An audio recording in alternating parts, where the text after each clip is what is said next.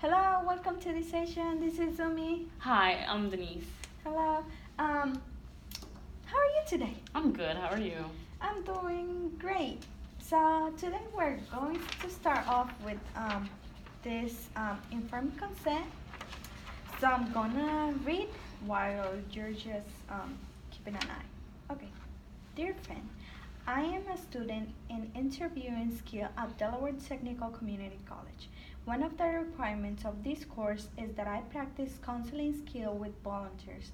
I appreciate your willingness to work with me on my class assignment. You may wish to talk about real concerns that you may have, or you may prefer to role play a problem or issue that does not necessarily related to you. Please let me know, however, which of these two possibilities you choose. Here are some important dimensions of our work together. First, confidentiality. As a student, I cannot offer any form of legal confidentiality. You may rest assured, however, that what you tell me in real or role play situation will remain confidential and remain with me except for the following important exception, which must be reported as required by state law. Number one, a serious issue of harm to yourself or others. Number two, indication of abusing or neglecting children, the elderly, or disabled person. Audio or video typing. An important part of interviewing training is making a recording and listening to my own work. This may be shared with my supervisor, Dr. Marshall, or the student in my class. You will find that recording does not affect our practice session so long as you and I are comfortable. If you wish, we can turn off the recorder at any time. Recording or written transcripts of the recording will be destroyed at the end of the course unless I have additional written permission from you. Boundaries of competence.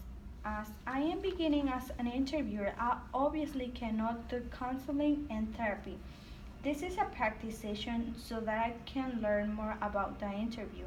In fact, I appreciate feedback from you as to my performance and what you find helpful. If you have questions, you may contact my instructor, Dr. Marshall, at 302-259-6530. Would you please sign up at the bottom of the page?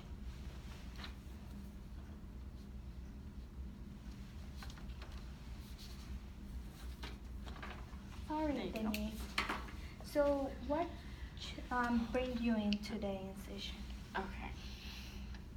So,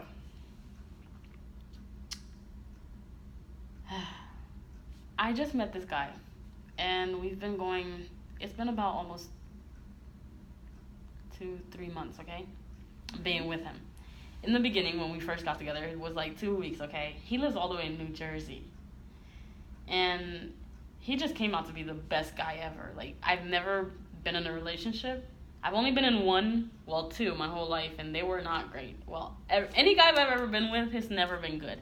But he literally, he made me realize that I told myself I was going to give love one more time, one more chance before I went, gay or just didn't care about life anymore, you know? And by that I mean, go out and be a whore and, sleep with guys and just not give two fucks about it, you know? But then I met him and everything changed, and now it's I feel like I'm in love, and I love him, okay? I love him. He lives all the way in New Jersey, so that's a 2.5-hour ride. I have driven to his house 3 times. He hasn't driven to my house at all because his car is not reliable. And I've met his mother and his grandmother, and I haven't met any of his friends though, or other family members, just his mother and his grandmother. And his mother is a big part of his life. He's a big mama's boy. Well, not really, but his biggest goal right now is to retire his mother, and he's only 23. And I think that's such a wonderful thing. But here is the issue. He doesn't have a job. He's a barber. He cuts hair at his own house, and he makes a living out of that. He used to get on me maybe 8 clients a week, and if he's charging 8 clients and they're $10 to $20, that's $80 to 100. That's barely enough to a week. Come on, 100. Come on. So anyway, so he finally has this new job, okay, and suddenly, so I went over to his house and we had sex, okay. Yes, I know. I told myself I was gonna wait, but we had sex, okay. Because I was like, he's a great guy, and I was like, you know what? It doesn't really matter. I don't care at the moment. You know, it's sex. I feel like he's gonna be my husband in the future because he spoke about all these things. So we have sex, and then I don't see my period for a whole week, and I'm feeling very sick and everything, and so it was like the same symptoms as as your period coming, but I've never had these symptoms. So immediately I thought I was pregnant. So I tell him about it, and he gets very, very scared and shit and starts talking. And he's like, you have to abort it quick. Now, before I even started talking to him, I asked him, what is your stance on abortion and everything? And he told me he thinks it's very wrong and everything because he's not Christian. He doesn't have a religion, but he believes there's a God. But, yeah, he just knows there's a God. So, anyway, he tells me this in the beginning. So then now he's telling me a whole different story. He's like, you have to abort it. I'm not ready to be a father or anything. We're both not ready. You have to think sensibly. And I'm like, we both made the conscious decision to lay together with no protection. And I've been told you, I talked to you about it in the beginning. Are you okay with this, Like, if it happens, are you okay taking care of it? Because I'm not going to abort it because that's my own body and no child should be aborted, especially if we made them. And he's the one that told me. He was like, if it happens, when two people lay together, they make the conscious decision to do so. So therefore, they should raise that child. He's the one that told me that himself. So then he comes up and tells me to abort it. So I got angry, and he tells me I'm not thinking straight. And I'm like, are you fucking kidding me? You're literally telling me to kill a child. Now, it's not your body, it's my body. And he's telling me that I'm acting childish. End of discussion. Anyway, time goes by, and he's becoming distant, barely messaging. He would call me every single day, and we would spend like hours on the phone. He doesn't text, but he would still message me somehow. So he stopped doing that as often, and so I've confronted him about it, and he told me about it. So anyway, I just couldn't deal with it anymore, and so I told him I'm done. So he doesn't message me at all for like 3 days, 4 days. Finally, I tell him, are you serious? You don't even try to make an effort to, keep me in your life. Because he told me, he asked me, he was like, if I broke up with you, would you try to go after me? And I told him no. And he was like, seriously? If I try to break up with you, you wouldn't, fight for me? He's the one that said that. And now it's like, he's literally not even taking his own advice because he didn't even fight for me to stay with him. So immediately I thought he doesn't care about me. He doesn't really call me, text me, ask about my day. When I call him, he's busy. He would rather go to the gym than rather talk to me. We were having this serious conversation, and he was going to go to the gym with his friend. And I told him, can you just wait? Let your friends go to the gym by themselves so we can finish this conversation. But he chose to go to the gym with his friends. And so I cried. And, from that day, I just didn't want to deal with it. And I thought we were over. Anyway, so then forwarded later, we get back together. Because I miss him. I just love him so much. Like I said, I feel like he's my soulmate. So anyway, I give him a chance again. And then he said he was going to do better. And then he didn't message me for 2 whole days. And communication is big to me. I don't care what the heck you're doing. But you can take 10 seconds out of your day to send me a text message and be like, hey, I'll be busy all day, so I won't have time to text you. That's it. That's all you have to send me. But he ain't telling me he was doing anything. So I keep calling, I keep texting, so I get worried, Like, what happened? I'm a worrier. If you don't text me and let me know what you're doing or where you're at, I start to panic because I don't know what the heck is happening, It's a crazy world out there. So he doesn't see it from my point of view.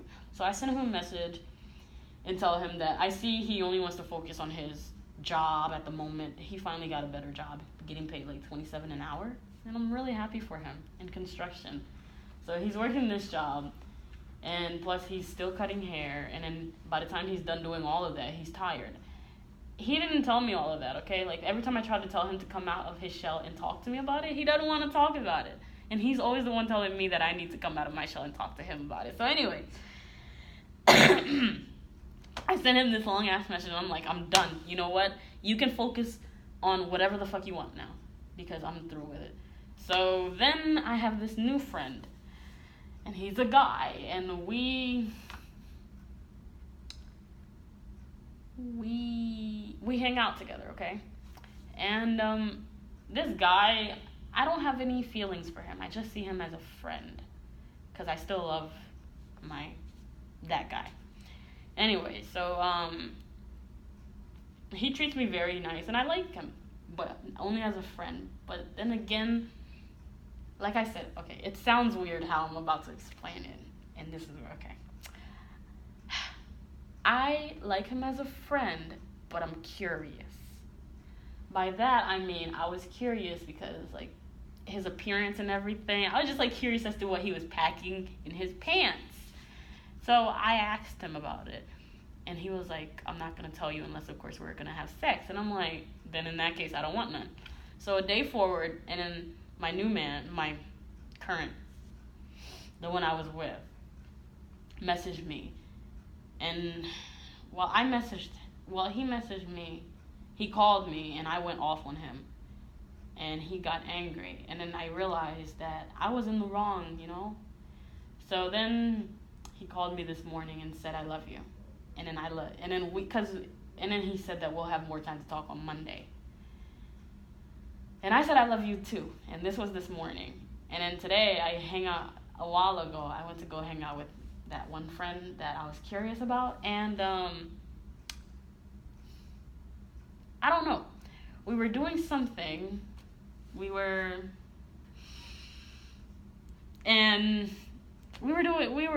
Okay. And, you know,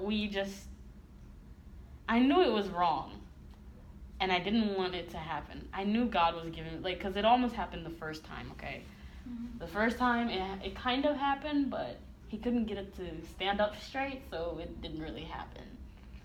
So then the second time, I believe in, like, God and very much, okay? And at this moment, I just feel like I'm living in a lot of sin, and I have yet to talk to him. But I went to church last night, and then today, I went to go see him, and I kept telling myself, whatever you do, don't even think about it. So anyways, the first thing, as I was driving, I was like, if you don't want me to have sex with him today, show me signs, you know? But then it was like, I love my man. Why is it that I still want to have sex with him? And it's like, I just want to, like, you know, cure my curiosity. Like, you know, put it at ease and finish it. Because I knew that if I didn't have sex with him today, I was still going to think about it. And over and over. And even if I stopped talking to him, he's a great guy. And if I just stopped talking to him, I feel like I'd be an awful person for not letting him know why. Because I didn't tell him I'm in a relationship because I was, like I told you, I thought we were over and I was just, like, tired of it. And I was just, I don't know. I quickly was jumping into something else, trying to make him jealous. And as a result, I made this new friend who caught feelings for me, and I feel like I've led him on. So anyways, I kept asking God. I was like, show me signs. So I finally get to his house, and the first sign was that his sister was home. So no sex there. So then his sister leaves, though. And so I'm like, okay. Second sign, his sister came back to get something when we were about to do it. And even then, I still knew I shouldn't have done it. And I even I wrote on my phone, I almost made a mistake today, but thanks to the grace of God, I did not. And yet I still went and had sex today. And then I went home and I looked at the Bible and I read a verse from 1 Corinthians 4. Yeah. And I just read the whole thing, and it was talking about how God is going to damn all those who fornicate, have sex, have sexual relationships out of marriage and do that, sin sexually. And it's just like, I keep thinking to myself, it's like, it's not that I really like sex, it's just, I don't know, it's not that I want attention either, it's just the feeling of being near. I love my man who's in New Jersey, but he's so far away, and he hasn't been giving me, I feel like I live for the attention. and like being near somebody, because that's, and like I don't want anybody else but him. Like literally, I've already made that decision. But it's like, then again, it's like without him literally talking to me every day or beside me, it's like, dang it, I feel all alone. It's like, but I know that I want him as my husband. And I cheated today, and I don't know if I should tell him or if I should just not tell him and just never do it again. Because I won't do it again. I already know. It's just like, there's nothing that's, because, okay, I cured my curiosity, but now it's like, I keep thinking about it, and now it's like, why did you do it? You had all these chances not to. You kept telling yourself no, but yet you still did it. And so it's like, I don't know. You say that you live like in attention, you know. Yeah. You want this guy to give you attention. Yeah. But this other guy gives you attention. How do you feel about it?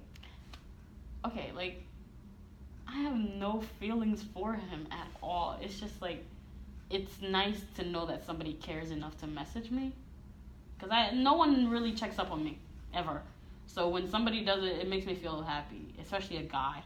Because all my life, no guy has ever found me attractive and stuff. And so it's like, I grew up wanting that attention. So I finally got it. And it's not from him. Like, when he gives it to me, I feel happy and stuff. And then I feel bad because I'm leading him on. I know he likes me. And now that I've had sex with him, I know for a fact that he's going to have way bigger feelings. But at the moment, like this morning, I told you, I said I love you to him. So therefore, you know that we're together. Like, we've always been together to him. So I cheated. And the other guy, I don't like him at all. I just see him as a really cool, chill friend. That's it. Nothing will ever come between us. Ever. Like, when we were having sex, he wanted to kiss me and everything, and I didn't want it. He was trying to touch everything else, and I was like, nah, let's just keep it like that. Like, I just wanted to know what it felt like with him. That's it. Not really to build a relationship. He even said he wants a relationship with me, but I told him I wasn't ready to be in a relationship, but I'm already in one. Do you see yourself with that guy from New Jersey? No. Oh, yes. From New Jersey, yes. Like, he's my soulmate. Like,